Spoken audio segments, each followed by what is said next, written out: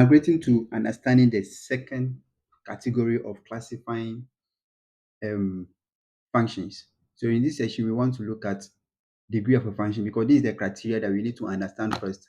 Then based on that criteria, we can be able to classify functions in another way using this particular criteria, right? So now let's try to understand in this session what degree of a function is. So I'll come up with an example, right? So let's say we have a function. Now we are used to, all of us are used to this particular type of functions. Um, Let me get my pen. So yeah, f of x is equal to x plus 5. This has been a common function that we wrote in our previous session, right? And I also write another function, h of x equals to, let me say 3. And then I will say h of x. So let me not use h again. Let me use another name for that function, g of x. We have explained all these things and why they are functions, right? Um, s squared minus 3. Yes, and I will do p of x as another function. I will do s cubed minus 3s squared plus 5x minus 1. So yeah, I have these sample examples of uh, functions that I want us to look at.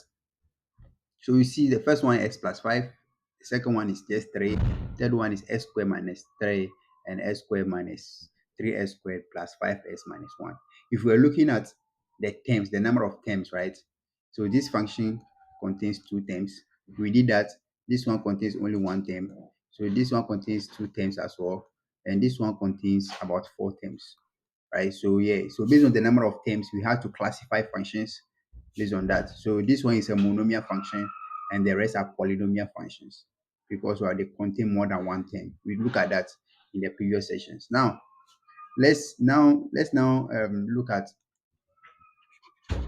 the second category and assign the degree of a function. So if you have a function, how do you determine the degree of that particular function? So we have x plus 1, x plus 5 in the first example. I'm talking about the f of s is equal to x plus 5. So now simply degree of a function, right? So first you have to go and locate the variable. So the input variable. We look at that in the previous session, in the 2 previous sessions, right? You see the degree of a function, the input variable is x here. The input variable, we call it the independent variable. It is x. So once we know the input variable, it is x, right? We look at the function, the content of the function, which is this side, and see uh, and locate that input variable. The input variable here is just is x here, so it's the one here. So you now in the particular function, you go and locate the input variable, or you go and locate the independent variable. In our case, the independent variable is x, right? So now we need to locate that, and then there may be multiple of xxs among them. But then among all these input variables, in our case x, locate, find the one that is having the greatest exponent of power, so that in this particular one, x plus 5, right? If you just have x, right, it's just like how you have 2, the number 2, 2 to the power 1 is the same as 2. So if you just write something simple like that, right, the actual thing is this x is raised to the power 1. So whenever something is raised to the power 1, we don't write it. We just write them x. Like if I just write a, this a is to the power 1. If I just write 5, 5 is raised to the power 1. But we don't write that. So that one is always there. Whenever it is 1, we don't bother to write it. So yes. So that's the about that. So you see that in our input variable for the first function, right? In our input variable for the first function, let me clean this stuff. So here there is power 1 here for this particular x. That power, that number, that's the power of the input variable, is what we call the degree of this function. So now the degree of this first function is 1. So the degree of this first function is just equal to 1. Yes. For the first function, the degree is a number. So the degree of this input variable is that number one that we have on the x or on the input variable. Let's look at, before we come to the second one, right? Before we come to the second one, I want us to go here to the third one. Let's go to the g of x first before we come back to the second one. Now, for g of x, we have the input variable. We see that the input variable is still x, right? And then here, the input variable is located over here, right? Now, what's the power of that input variable? It's 2. The power is 2. Therefore, the degree of this function is just degree is equal to 2 for this function. It's very simple for us. Now, let's look at the third one, this particular one, p of x. You see that the p of x has the input variable as x, so we have to locate the x. So now here there is x is here, and then there is x here, x in this term, and then there is x in this term. Now the one with the 5x has power 1, this one has power 2, the 3x squared, the s squared one has power 2, the s cube has power 3. Now we don't have just one x inside the function, but we have that function, the x, multiple of them in the same function. So to find the degree of the function, right, you have to, if there are more of the x and they have different powers, right, we take the highest, the highest power. We take the greatest power. So the greatest power in this case is 3. Therefore, the degree of this function is 3. So the degree is equal to 3. So basically, degree in a function, right, is the referred to the greatest power. In layman term, is referred to the greater exponent of the input variable in the function or the independent variable in the function. All these terms that we are saying, independent variable, we have explained them already. So you have to follow us systematically to be able to gather these terms and then understand what we are saying currently. So the input variable x, right, has the power what? 3, has the maximum power 3. If not, if you look at all of them, there's s squared, there's s cubed, and there's x to the power 1. But if you want to take the degree should just be only one of them. And the now one that we take is the greatest power. So in this case, the greatest power is 3. So the degree of the third function is just this guy. Now let's come back to our h of s is equal to 3. Now let me bring it out here. So we say the h of x is equal to 3. Now the input variable is not inside this function. The input variable is not inside this function, right? So if the input variable is not in this function, then what will be the degree of this particular function? Okay, if the degree of for the degree of this particular function is that you have to see that this 3, right, is actually multiplying x, but that x is to power 0. Any number to the power 0, so x to the power 0, any number, let's say 5 to the power 0, is equal to 1. Any number to the power 0 is equal to 1, right?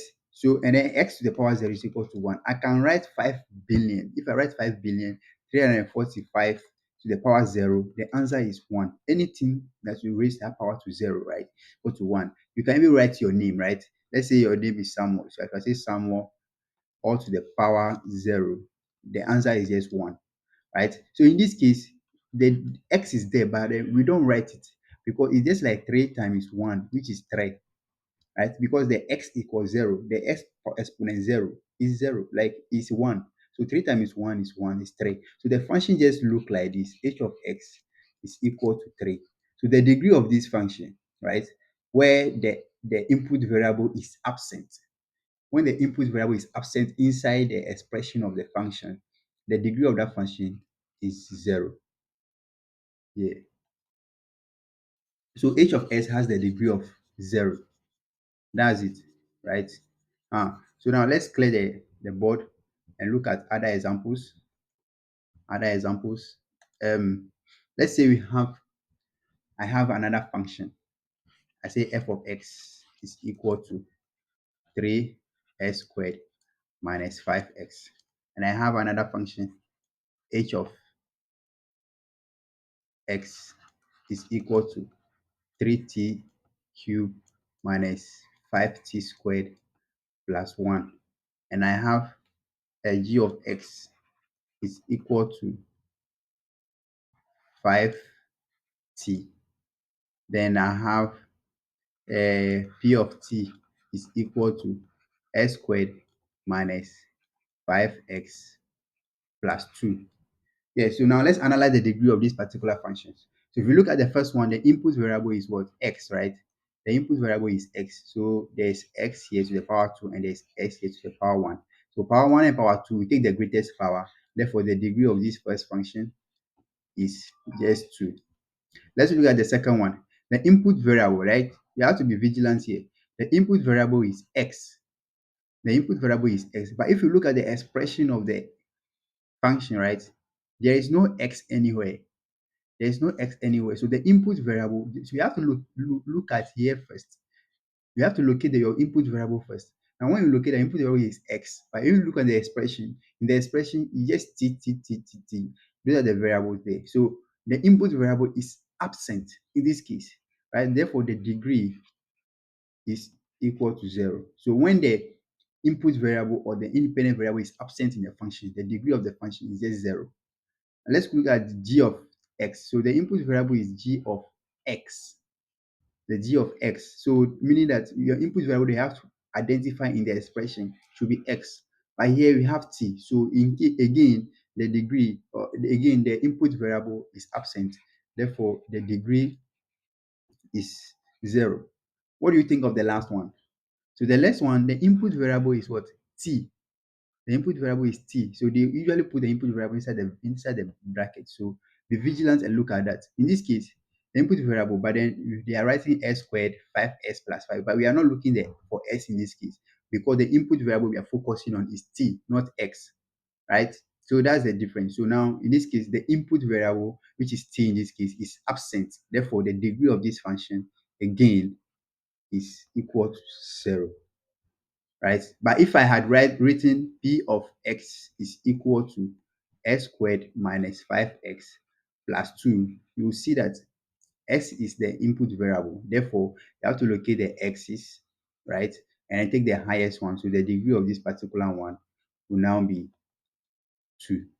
Yes. So now we have understood how to find the degree of a function. So if you are now you now understand how to find the degree of a function, you are ready to delve into understanding the second criteria, the second way, the other way of classifying functions, which we'll look in the next session.